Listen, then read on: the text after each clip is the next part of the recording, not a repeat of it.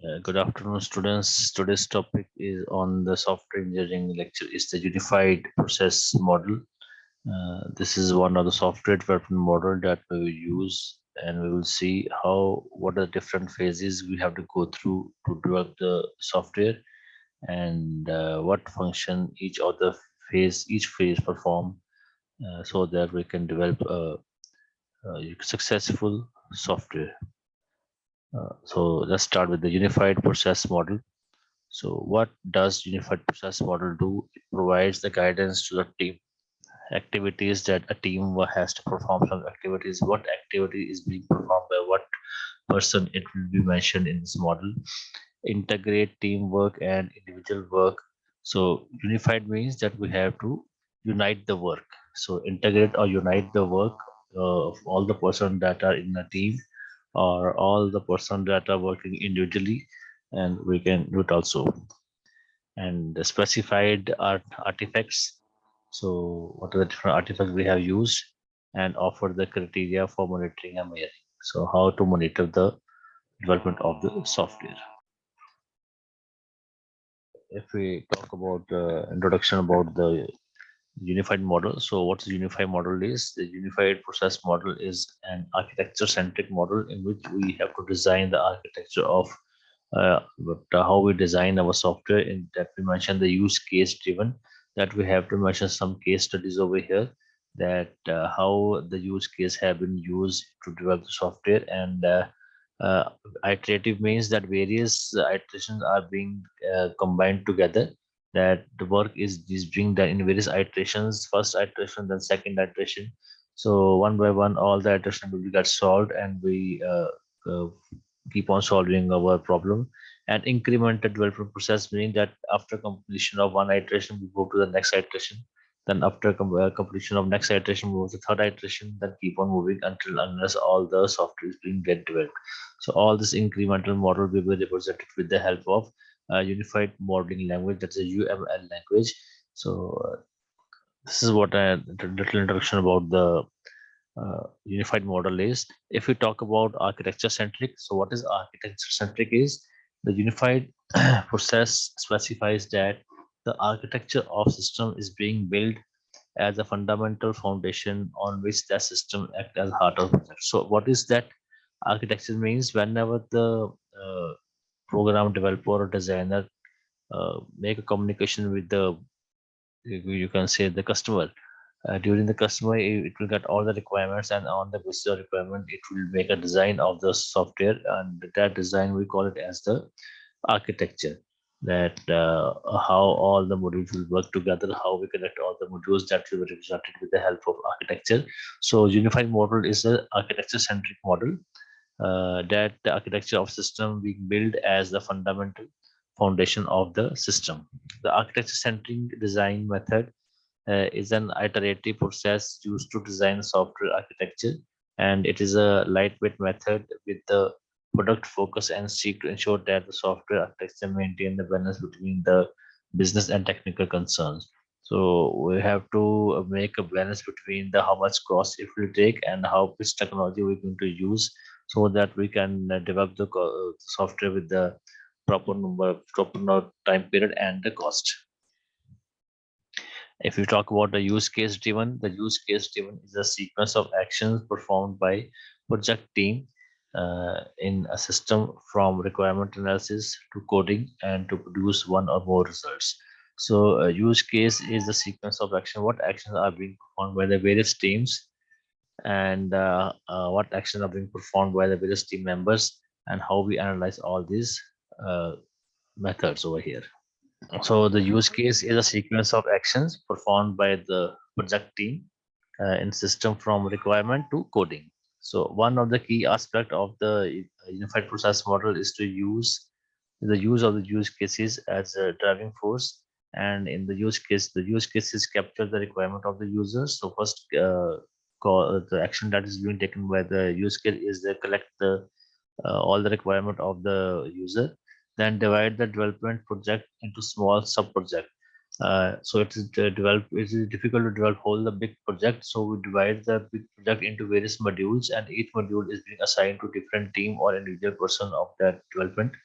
And later on, when all the team or individual person build that modules, then all the modules got integrated. So it means first it collect all the requirement of the customer. After collecting the requirement, it will design the architecture, and the architecture will mention that how we divide or subdivide the big this project into different sub project or sub modules, and divide the project into sub projects and are constantly polished during the whole development process. And all the sub projects are keep on under the notification that are they working properly, and keep on polishing the sub projects so that each and every project give the proper answer as per the requirement of the customer, and are used to verify the correctness and implement the software. So if the all sub projects are giving the correct answer, it means it is easy for the software developer to implement the software. And in the iterative development is the serious idea of unified process model is the iterative method. The iterative means it's in iteration all the process is being done. First process will be done, then later on second, then third, then fourth. It means all the work in the unified model is iterative method, that one by one all the process is being done, then later on all the process get generated to develop whole the system. Iterative development is successfully enlarging and refining system through multiple iterations. So it means we divide the big system into various iterations and start performing all iterations, and we move to the next iteration only when the previous iterations get successfully developed. So iterative development is a software development approach that breaks the process of developing a large application into small parts. And each part is called iteration and represents the whole development process and control and contains the planning, designing, and development of and testing of each step in the iteration. So it means that this point represents that the unified model is a model in which the big project is broken into sub projects or different iterations, and we have to perform one iteration with proper, you can say, planning, designing, development, and testing. And once one iteration get completed, then we move to the next iteration, and all the process will perform in the next, and we keep on performing all the iteration and keep on check that all the iterations are giving the correct answers. If any iteration is giving the wrong answer, it's difficult to develop the successful software. Finally, incremental development means the unified process is an iterative and incremental development process. Increment development is a development approach that slices the product into fully working slices that are called increment. So increment means that first iteration is completed successfully, then we move on to next iteration, and again we will check whether the iteration is working properly, so we keep on incrementing the next iterations. So this increment in the iterations being performed on the basis of the how much work it is being done by the each iteration. The iterative development is the iteration development is when team gradually builds up the feature and function, but don't wait until each of these is complete before releasing. And the system is developed incrementally over time, iteration by iteration, and thus this approach is also known as the iterative and incremental development approach. So this is what we can say, that uh, it is a architecture centric, use case driven, iterative, and incremental development process under the unified process model. So here we see that the unified process model is why it is architecture centric and how it is use case driven, and why we make it as iterative and incremental development process. So each of this slide explain in detail about the architecture, use case, iterative, and incremental. So if we talk about the unified software development process, so it is an iterative and incremental software development process that will generate a framework from which the customized process can be unified. So using the incremental and iterative method, we generate a framework. The framework should be in such a pattern that whenever required, we can make some addition or deletion in the framework according to the requirement of the user. So whenever we make some changes in the framework, we call that framework as a customized framework. Customized means that we can make changes as per the requirement of the the user. Whenever there is some change in the requirement of the user, you can easily make some changes over there. So the framework contains many components and has been modified a number of times to create several variations. So whenever we design or develop software, so it doesn't mean that in the first attempt we develop the software accurately. Very rarely it will happen. Usually we have to make a lot of changes whenever we design the software as per the requirement, because the user requirement, the customer requirements keep on changing, has is highly variable. So it means when there's a high variability in the requirement of the software, or you can say requirement of the customer, so we have to make some changes in the component of the framework. The framework has several key characteristics. What are the characteristics on which the framework is being built? So the framework is, it is an iterative and incremental development framework that one by one we perform all the function and factors of the framework, and we will see that how many are being in a working mode or how many are giving the correct results. So it is an architecture centric, with major work being done to define and validate the architectural design for its coding. So whenever we have to design any software, we have to design the architecture of the software, which will represent how that the software is being divided into various modules or subparts, and how that subparts are being interacting with each other. So this representation can easily be done by the architecture centric method or model. So it is a risk focused and emphasize that high risk factor be addressed as early as possible. So whenever we start a software project, the risk automatically start by the same time. Means that whenever we develop a new software or new product, the risk failure of that product keep on running parallelly with it, and the developer must have a capability to overcome that risk.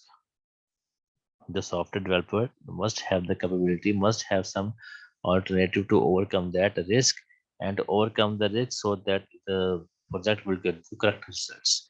If the developer is unable to overcome the risk, the higher the risk, the more is the rate of the failure of the project. If the software developer unable to cover up the risk, there is a high percentage, or you can say frequency, that the software will get not successful and it will get failed. So it is a use case and human model driven, with nearly all requirement being documented in one of the those forms. So it means that this framework is represented as a use case in which we represent what are the various requirements of the software development, are how that requirement will be represented by the different member of the team. So why we have to go for the unified process model?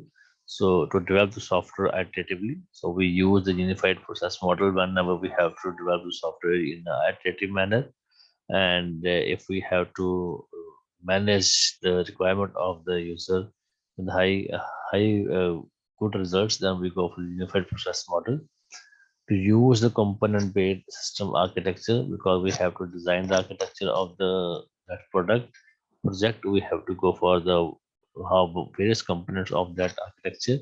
And to verify the quality, if to give the good quality of the software, we have to go for the unified process, because we are performing the iterative method in that, and control the changes of the software. We can easily can handle the variations of the requirement of the customer in a customized manner, so that it is it's not that much difficult to make some changes that as per requirement of the customer. So with that, these are the various phases that are being performed during the development of the unified process model. So next is the various phases of the unified model. What are the various phases that are being used to develop this project using the unified model? And each of the phase is performing some functions or performing some iteration one by one. So there are four phases. One is inception, one is elaboration, one is construction, one is transition. So inception means communicating with our customer to collect the data. And elaboration means to understand the requirement and converting that requirement into the uh, you can say much better architecture and design, and how to remove the risk. Construction means that how we can uh, plan the good plan software, estimate the cost, and highlight the milestones, and how much time it will take, and what team it should require to drop the cost. And final is the transition, when all the in the construction phase, when all the modules or some modules are being developed, and when the final module is developed, it means our project is ready. When the project is ready and we want to hand over to our customer, handing the project to the customer is done in the case of transition. Transition means that we are handing our project to our customer, and the customer will use that project, and will give us the feedback that how much percentage is the customer is satisfied. And if the customer is not satisfied 100%, then we will see how much percent he is not satisfied. Then after checking that how much percent is not satisfied, we will train our, you can say, team members much better for development, so that again we can, you can say, make some changes in the project, and ask our customer that now your software is maintained again, and run it again and give us a feedback again. Maybe that the earlier the customer was 80% satisfied, now the customer is 95% satisfied. So this is all other phases. So let's say what is being done in all these phases. First is the inception.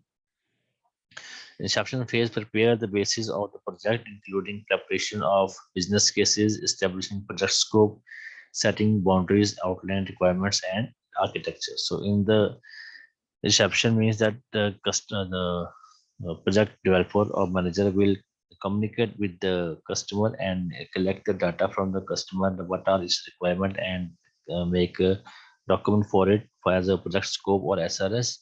And on the basis of the project report, or sorry, project scope, it will collect the requirements and make a rough design architecture of that system, and will check what are the various risks that can be generated. If the inception phase lasts for too long, it is like an indicator stating that the project vision and goals are not clear.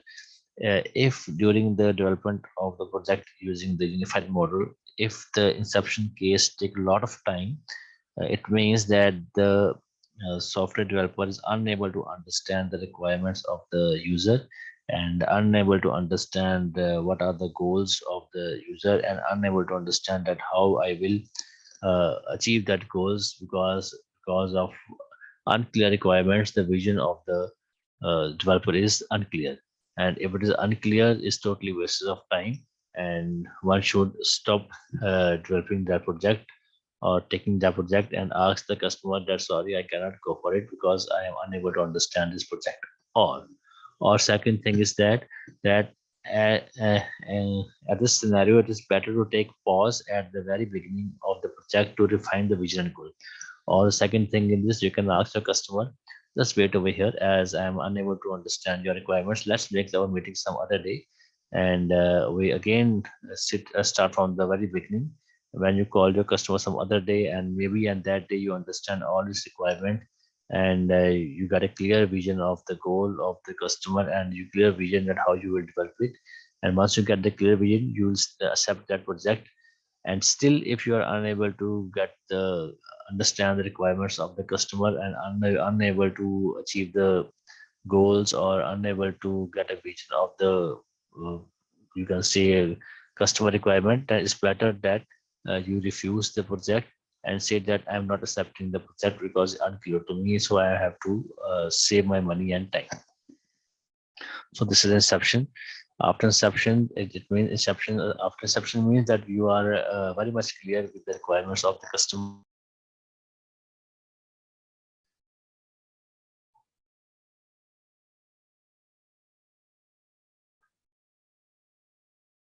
Okay. Once you understand the requirement, you go for the next phase, that is the elaboration.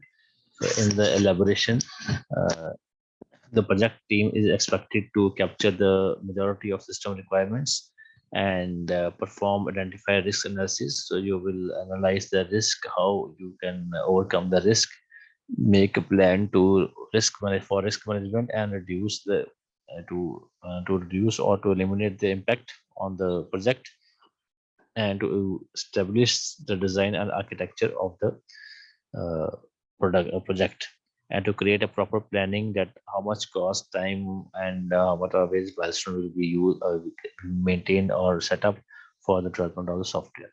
So after elaboration, you start once you understand all the architecture, planning, and you can say designing of the project, you go for the constructing the project. The construction phase, the design of system is finalized and refined, and system is built using the basic criteria using the evaluation phase.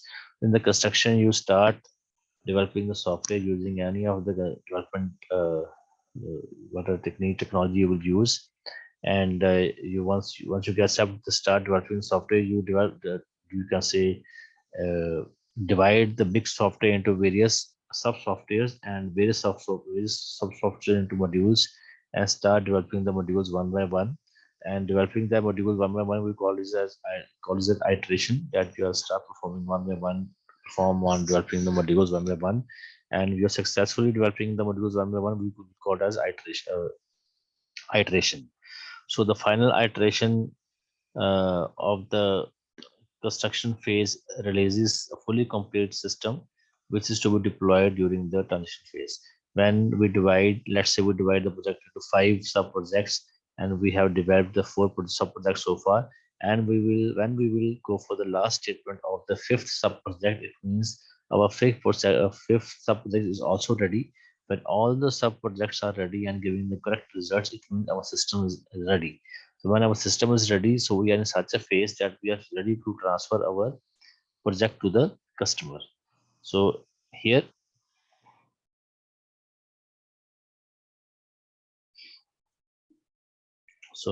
what we do, so here we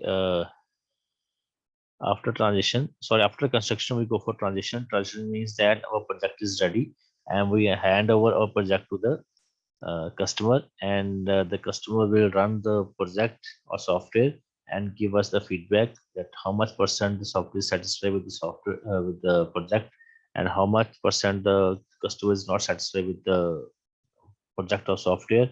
And we will get the feedback of it, and we will give the training to our development team, designing team, testing team, so that we can improve the feedback of our customer and make our customer satisfied with the software more than 90%. So these are the various phases, that is inception, elaboration, construction, and transition, that are being used to develop the software. So this is the you can say diagram of the unified model. Here inception, we have go for communication planning, and in elaboration we go for planning and modeling, and in construction we will go for the construction and transition, and finally after transition we go for transition means that we are deploying the project to the customer. This is how the unified model will start. So this is the inception, the first one, second one, third one, and fourth one.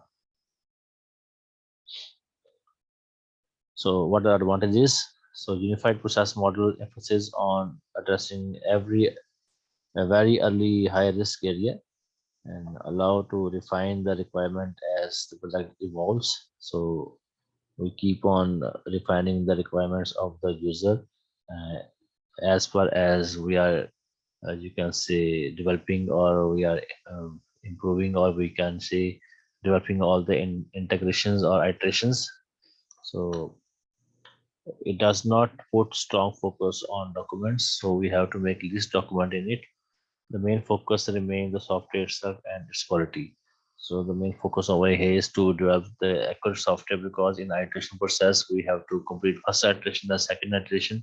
When all iterations are completed, it means the software is running properly, and by getting the feedback from the customer, we can improve the quality of the project. And if it is having advantages, definitely it might have some disadvantages. So unified process model is not considered particularly agile. So it's difficult for the high profile softwares. It fails to provide any clear implementation guidelines. So and it leaves the tailoring to the user entirely. So these are the some of the, you can say, disadvantages of the unified model.